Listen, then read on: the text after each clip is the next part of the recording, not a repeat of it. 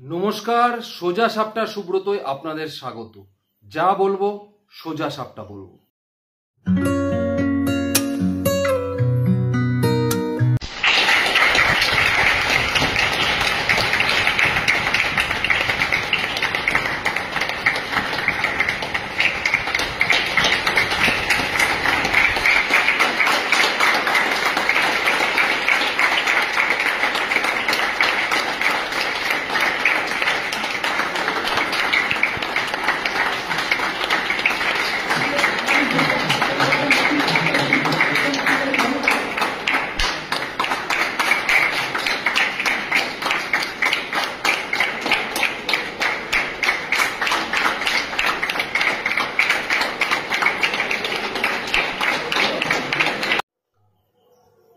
দেখছেন এই ভিডিওগুলো,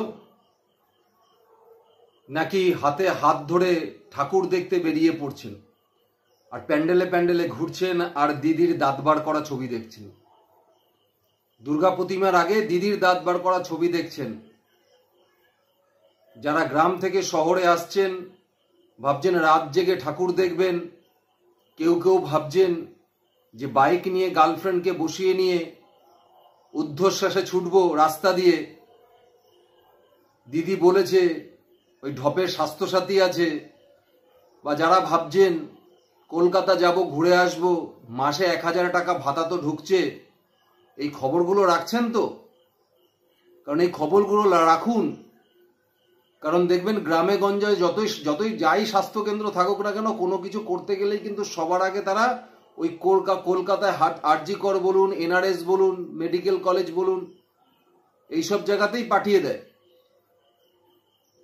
এই যে ছবিটা দেখছেন আপনারা, এই ছবিটা হচ্ছে আরজিকর মেডিকেল কলেজের একাধিক ডাক্তার, তারা আজকে গণ ইস্তফা দিয়েছে তাদের কাজ থেকে। দীর্ঘদিন ধরে এই যে জুনিয়র ডাক্তারদের যে আন্দোলন, সেই আন্দোলনটা এখন আমরণ অনশনে গিয়ে পড়েছে। প্রত্যেক দিন 6-7 জন করে ডাক্তার কিছু না খেয়ে অনশন করছে। সিনিয়র ডাক্তাররা ডিউটি করবে আর জুনিয়র ডাক্তাররা রাস্তার পাশে আমরণ অনশন করবেন, এটা তো বেশি দিন চলতে পারে না। দাবি যে তাদের বিরাট কিছু তা একদমই নয়, কিন্তু সেই দাবি রাজ্য সরকার পূরণ করতে পারছে না। রাজ্যের স্বাস্থ্য ব্যবস্থার জুনিয়র ডাক্তাররা যারা আগামী দিনে পশ্চিমবঙ্গের ভবিষ্যৎ, যারা একাধিক মানুষের হাজার হাজার মানুষের প্রাণ উপহার দেবে পুনরায়, সেই সব মানুষরা আজকে রাস্তায় বসে আছে, অনশন করছেন। তারা প্রতিজ্ঞা করেছে তাদের দাবি পূরণ হওয়া না অবধি তারা আমরণ অনশন করবেন। কোনো ভ্রুক্ষেপ আছে সরকারের? এই সরকারের মুখ্যমন্ত্রী, যাকে আপনারা 3-3 বার ভোট দিয়ে ক্ষমতায় নিয়ে এসেছেন, 3 বার, তিনি বহাল তবিয়াতে আছে, উৎসবে মেতে আছে। কোথাও গিয়ে ভাঙা কণ্ঠে গান গাইছে, কোথাও গিয়ে ডান্ডিয়া নাচছে, কোথাও ঢাক বাজাচ্ছে, মানুষকে বারবার উৎসবে ফিরতে বলছেন, আর এদিকে স্বাস্থ্য ব্যবস্থার বেহাল অবস্থা। আজকে ঠাকুর দেখতে বেরিয়ে কোনো মানুষ দুর্ঘটনায় যদি রাস্তায় আহত হয়, হঠাৎ করে যদি ছুটে যান, পরিষেবার কি পরিস্থিতি তৈরি হচ্ছে একবার ভেবে দেখুন। কিন্তু অনেক মানুষ হয়তো এটাই ভাববেন যে গরিব মানুষ, তাদের কি দোষ, তারা ডাক্তারের পরিষেবা থেকে বঞ্চিত হবে কেন? একদম ঠিক কথা, একদম সঠিক কথা। গরিব মানুষরা কেন বঞ্চিত হবে? তার দায়ভার কি ডাক্তারদের নাকি? তার দায়ভার তো এই সরকারের, যে সরকার আপনাদের কাছে ভোট চেয়েছে, ভোট ভিক্ষা করেছেন, আপনারা ভোট দিয়ে ক্ষমতায় বসেছেন। তাই এই রাজ্যটাকে সঠিকভাবে চালানো, স্বাস্থ্য ব্যবস্থাকে ঠিকভাবে চালানোর দায়িত্ব তো রাজ্য সরকারের। তাহলে আজকে যদি আপনারা পরিষেবা হসপিটালে না পেয়ে থাকেন, তার দায়ভার রাজ্য সরকারের, দায়ভার ডাক্তারদের যাবে কেন? দায়ভার তো ডাক্তারদের নয়। প্রশ্ন করুন, যে মুখ্যমন্ত্রীকে আপনারা ভোট দিয়ে ক্ষমতায় নিয়ে এসেছেন, যে তৃণমূল নেতাদের ভোট দিয়ে ক্ষমতায় নিয়ে এসেছেন, একবার প্রশ্ন করুন, গ্রামের স্বাস্থ্যকেন্দ্রের অবস্থাগুলো তো বেহাল। যে কোনো কিছুতেই কলকাতায় ট্রান্সফার করে। আরজিকর থেকে শুরু হয়েছে,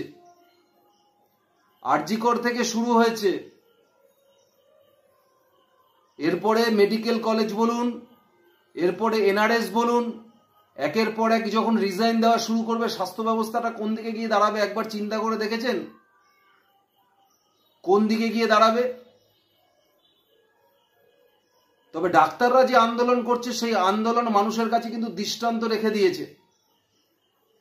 প্রতীকী শিরদাঁড়া থেকে শুরু করে প্রতীকী ব্রেন, এবারে মঞ্চে ঘড়ি, তার সঙ্গে সঙ্গে মঞ্চে সিসিটিভি ক্যামেরা বসিয়েছেন। তারা বলতে চাইছেন যে তারা প্রত্যেকটা মানুষের কাছে প্রমাণ দিয়ে দেবেন যে তারা অনশন করছেন কিছু না খেয়েই। তারা ওই দিদিমণির মতো ওই ক্যাডবেরি খেয়ে স্যান্ডউইচ খেয়ে অনশন করছে না।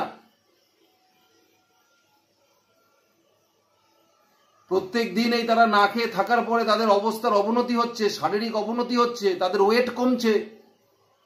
সিনিয়র ডাক্তাররা তো এগুলো দেখতে পাচ্ছে না। সিনিয়র ডাক্তাররা ভাবছে যে তারা এই স্বাস্থ্য ব্যবস্থার এই চেঞ্জ, এই পরিবর্তন ঘটাবার জন্য জুনিয়র ডাক্তাররা রাস্তায় বসে আছেন। যে দীর্ঘদিন যে প্রত্যেকটি সরকারি হাসপাতালের ডাক্তাররা ইনসিকিউরিটিতে ভোগে, তাদের সিকিউরিটি নেই,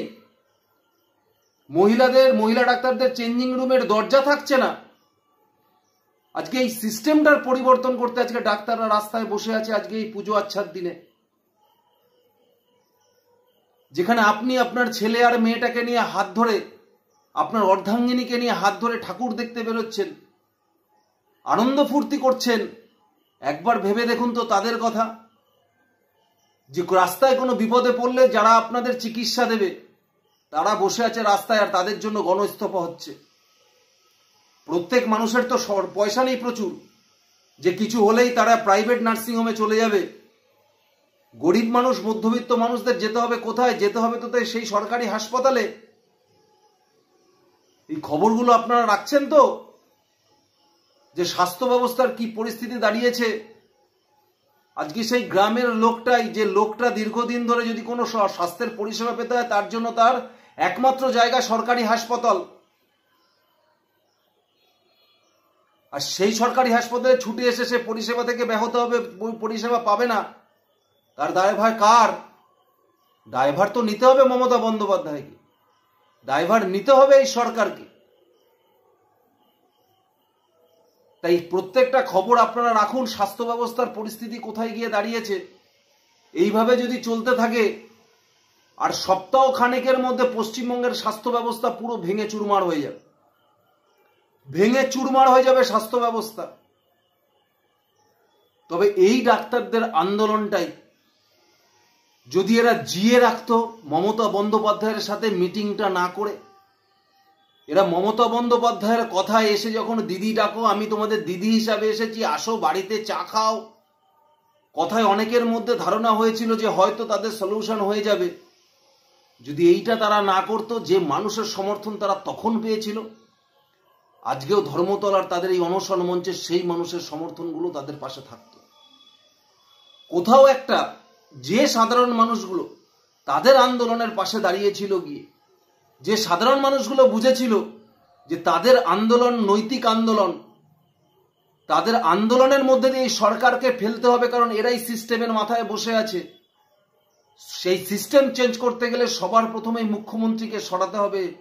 আজকে তারপরে দাঁড়িয়ে যখন আপনারা সেই মুখ্যমন্ত্রীর সাথে গিয়ে গোপন টেবিলে বৈঠক সারলেন, দীর্ঘদিন ধরে আপনাদের দাবি ছিল লাইভ ছাড়া আপনারা মিটিং করবেন না, তারপরেও যখন গিয়ে করলেন, সেখানে দাঁড়িয়ে কিছু কিছু মানুষের, পশ্চিমবঙ্গের সাধারণ মানুষ যারা আপনাদের পাশে দাঁড়িয়েছিল, তাদের আঘাত লেগেছে,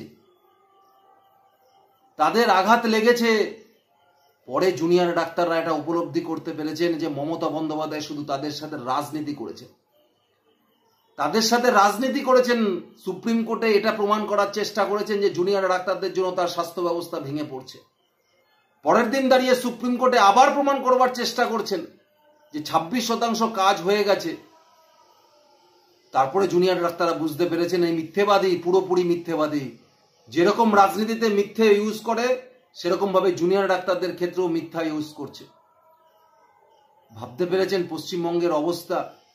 যে জুনিয়র ডাক্তারদের হসপিটালে দাঁড়িয়ে স্টেথিস্কোপ গলায় দিয়ে, হাতে ইঞ্জেকশন নিয়ে, হাতে ওষুধ নিয়ে, হাতে প্রেসক্রিপশন নিয়ে সাধারণ মানুষের পরিষেবা দেওয়ার কথা, আজকে তারা কাঁধে করে খাট বয়ে নিয়ে যাচ্ছে যে অনশন যেসব ডাক্তাররা করছে তারা যেখানে সেখানে বসবে।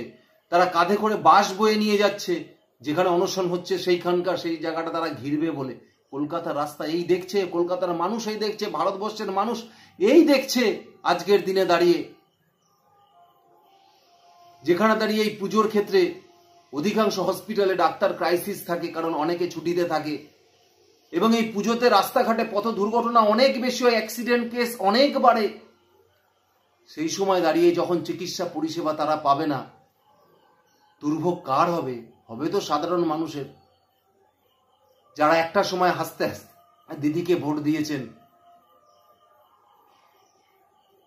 যে দিদি আপনাদের সব করে দিতে বলে। ওই বলেছে না 100% কাজ করে দিয়েছি, 2011-তে জিতে এসে 13-তেই বলছে 100% কাজ করে দিয়েছি।